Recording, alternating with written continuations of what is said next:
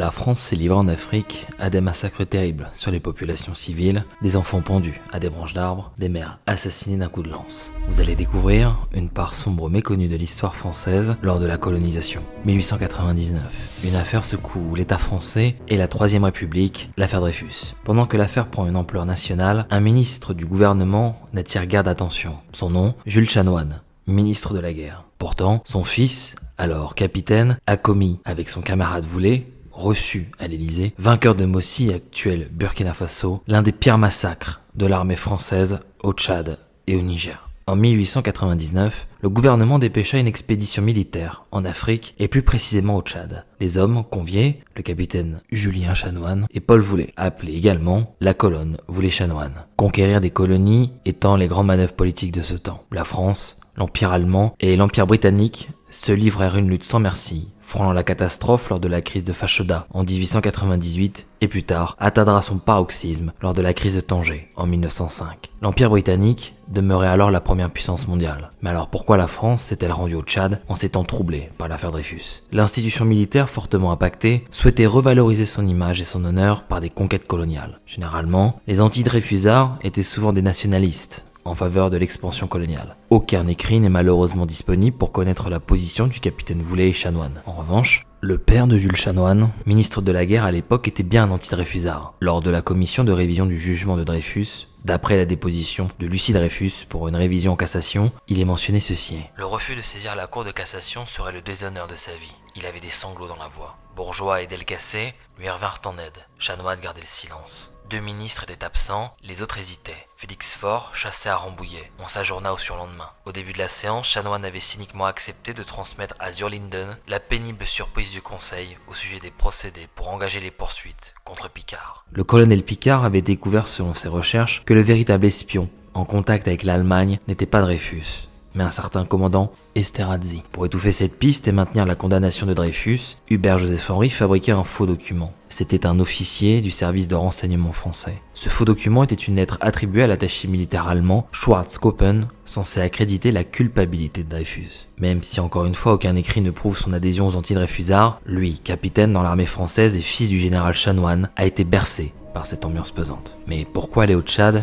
et au Niger? Après l'humiliation diplomatique de Fashoda, actuel Soudan du Sud, en 1898 où les Britanniques étendirent leur influence, provoquant une crise diplomatique, un choc impérialiste, la France souhaita compenser cette bavure. Rappelons tout de même, du côté français, la France possédait l'Algérie, la Tunisie grâce au protectorat de Tunisie en 1882, entre autres. Du côté britannique, l'Empire occupait l'Égypte de manière durable et les Allemands se lancèrent eux aussi dans l'expansion coloniale avec la célèbre conférence de Berlin en 1884 voulue par Bismarck, encadrant les règles et les objectifs de leur future conquête en Afrique. Dans ce contexte extrêmement tendu, la France souhaita coloniser le Tchad et le Niger pour des raisons évidentes de ressources, les arachides, l'ivoire, la gomme arabique, les esclaves ou encore les accès aux routes commerciales transsahariennes, mais surtout pour éradiquer la menace Rabah ibn Faddallah, un ancien mercenaire tenant d'une main de fer son royaume à Borno, actuel nord du Nigeria. Rabah devint un obstacle majeur à la pénétration coloniale française dans le bassin du Tchad. L'objectif était donc de relier le Niger,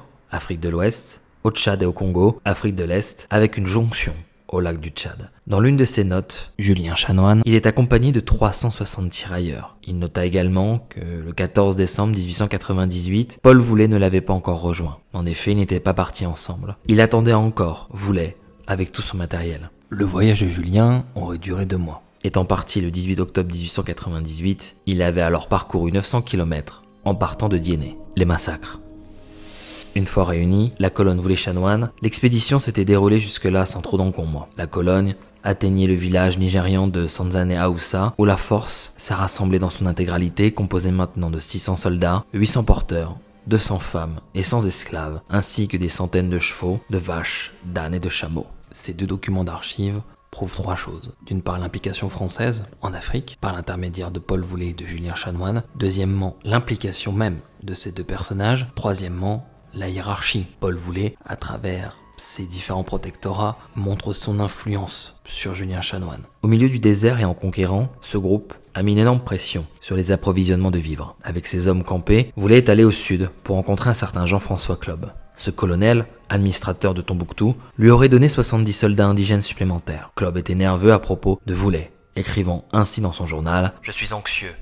Il me semble que Boulet s'aventure dans quelque chose qu'il ne sait pas. » De retour à Sanzane Aoussa, Boulet refusa de nourrir l'énorme foule d'adeptes du camp accompagnant sa force. Lorsqu'ils se sont plaints, il a ordonné à ses hommes d'exécuter sommairement une centaine d'hommes et de femmes et d'enfants pour sauver des munitions dans ce qui allait être le premier des nombreux massacres perpétrés pendant la mission Boulet-Chanoine. Voici l'extrait d'une lettre du lieutenant Pétot, paru dans Le Matin, dans la nuit du 8 au 9 janvier 1899. Des patrouilles doivent s'approcher des villages, s'en emparer à l'arme blanche, tuer ceux qui résistent, emmener les habitants en captivité, s'emparer des troupeaux. Le 9 au matin, la reconnaissance rentre au camp avec 250 bœufs, 500 moutons, 28 chevaux, 80 prisonniers. Quelques tirailleurs ont été blessés. Afin de faire un exemple, le capitaine Boulet fait prendre 20 femmes mères avec des enfants en bas âge et à la mamelle et les fait tuer à coups de lance, à quelques centaines de mètres du camp. De là, l'expédition s'est poursuivie vers d'autres endroits, laissant une piste de destruction horrible. La colonne a révélé que de nombreux villages avaient été attaqués par des marchands d'esclaves locaux et que leurs puits avaient été remplis, refusant aux Français l'eau précieuse qu'ils désiraient. Bien que de nombreuses inondations furent constatées dans la région, l'eau potable manquait. La colonne Boulet-Chanoine, sachant cet affront, décida de brûler les villages, ne se pliant pas à leurs désirs. Le colonel Klob écrivait le 5 juillet 1899 « Je commence à être épuisé. C'est vrai que l'expédition a un an d'avance sur moi. Je suis dans un village où je mange ce qui n'a pas été incendié. Boulet brûle tout. Je ne rencontre pas beaucoup de difficultés.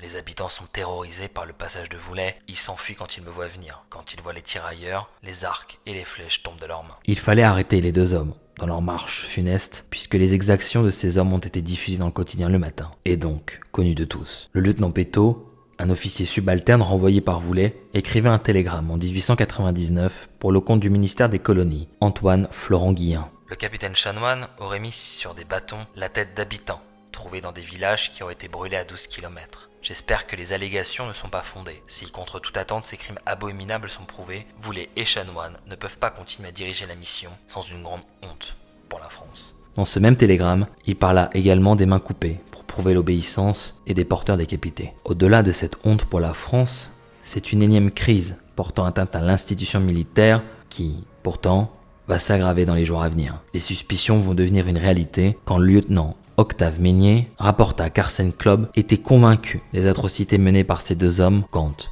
en entrant à Birmingham, actuellement au Niger, il vit des petites filles suspendues aux branches basses des arbres et plus d'1 millier de cadavres pourrir au soleil. Pour Klob, la décision d'arrêter Boulet semblait justifiée et dans une lettre à l'arrière, il nota « J'avoue que j'ai du mal à croire que les officiers français auraient pu ordonner une telle horreur. Je ferai ce que je peux pour éviter un scandale, mais je renverrai Boulet et Chanoine si je le peux. » Dans une nouvelle lettre, désespéré, Klob somma Paul Boulet de se rendre, évitant tout scandale. Comment ne pas faire ébruiter un scandale quand le journal Le Matin fait fuiter des informations et que Charles Chanoine fut le fils du ministre de la guerre et qui plus est, un général. Le 11 juillet 1899, Klob ajouta ceci. Arrivé dans un petit village, brûlé, plein de cadavres, de petites filles pendues à une branche.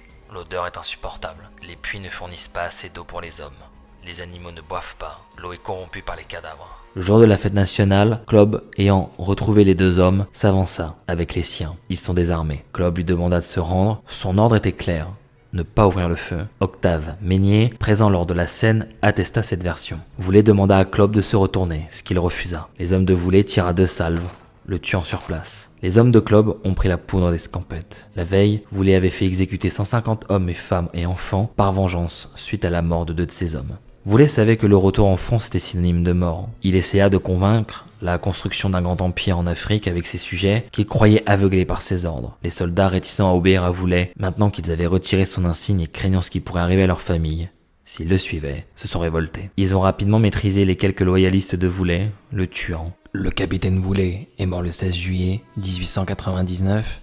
Chanoine sera retrouvé mort le lendemain, le 17 juillet. Le lieutenant Paul Joalan était le seul officier qui restait en charge. Rejoint par les fidèles troupes sénégalaises et le commandant en second de Klob, il a terminé la mission originale, s'associant aux 2 autres expéditions sahariennes pour vaincre le seigneur de guerre, Rabia az-Zubayr, autre menace française, et sécuriser la région pour la France. L'affaire a été complètement étouffée par les politiques et par l'institution militaire de l'époque. Cette volonté d'enfouir la réalité me fait penser au destin de ce soldat français, François Waterloo, que j'avais traité en vidéo, où ce dernier ayant échappé à son exécution lors de la Première Guerre mondiale, les autorités avait décidé d'effacer complètement son nom dans la postérité. Contrairement à ce que l'on pense, l'armée française n'était pas la meilleure en 1900. Voilà pourquoi l'armée française, loin d'être celle que l'on pense, est aussi marquée par des échecs militaires, diplomatiques et des scandales coloniaux. D'autant plus que ni le gouvernement, ni l'institution militaire n'avaient voulu envoyer leurs propres soldats. Certains chefs, oui, lors de cette excursion en Afrique. L'objectif était de former les locaux sur place, sous le commandement des Français.